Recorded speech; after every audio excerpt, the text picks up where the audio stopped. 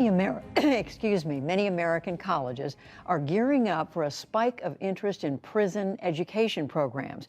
That's because incarcerated people will be eligible for Pell Grants starting next summer. It'll be the first time in 28 years that prisoners can access that federal funding for higher education. Stephanie Sy has this report for our series, Rethinking College.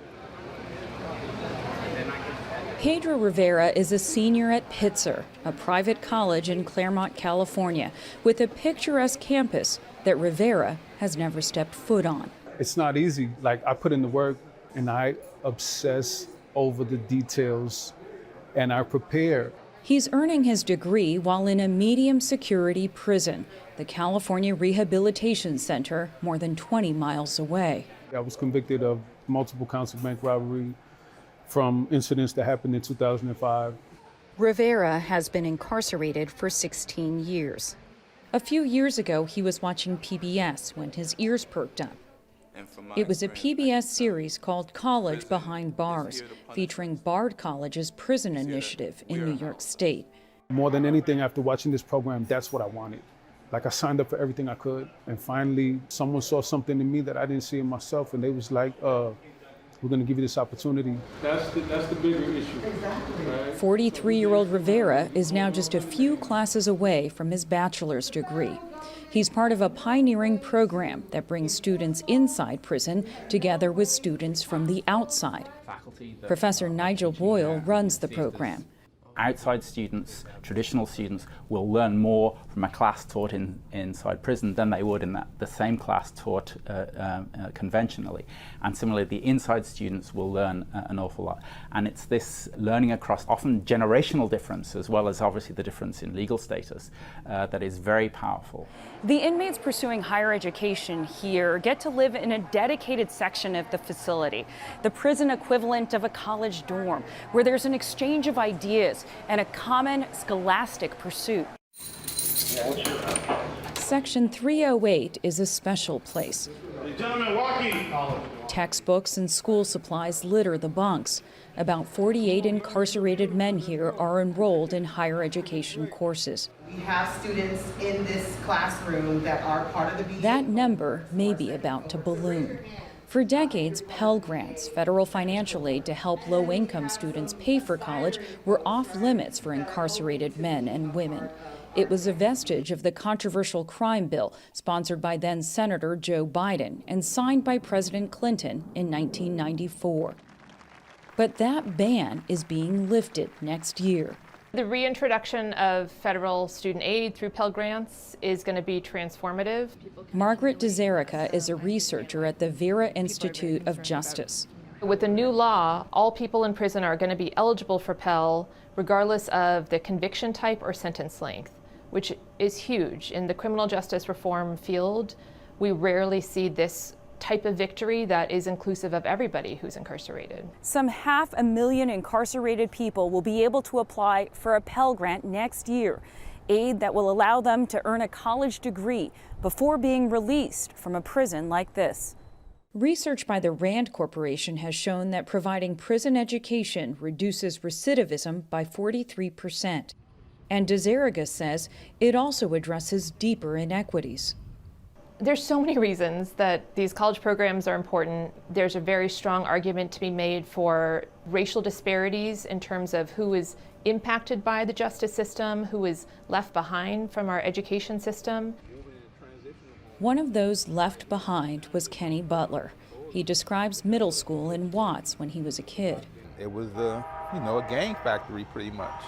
They had the LAPD on campus in a middle school, which was unheard of before, but they actually had the LAPD at this campus.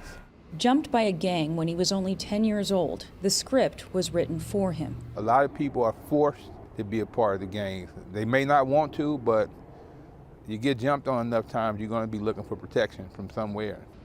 He was 12 when he first went to jail. In June of last year, at 48, he was released early from the California Rehabilitation Center, having spent 15 years in prison for the charge of aiding and abetting homicide. Reading was the way to break up that time, break up the monotony of prison. And so I just fell in love with it, started studying etymology and realizing the origins of words and things like that. Butler became a standout scholar, earning his associate's degree from Norco College and graduating from Pitzer with his bachelor's degree. He was one of the first Inside Out students. A lot of us doubt ourselves in that space, if we're really educated or not. And so to sit inside a classroom with, with liberal arts professors and students from around the world, and it does something for you. It builds confidence in yourself. And so that's the difference, I believe. He recently won a prestigious Fulbright scholarship for research on a Ugandan prison. He's never been out of the country. Prison administrators say stories like Kenny's prove what incarcerated people are capable of, if given the chance. All of a sudden you learn that skill and you could catapult forward. Shannon Swain runs the education department in the California Department of Corrections and Rehabilitation Office. Correctional education is transformative, and higher correctional education is, it's mind-boggling what you see in the classroom. So I believe correctional education is a big key component to public safety.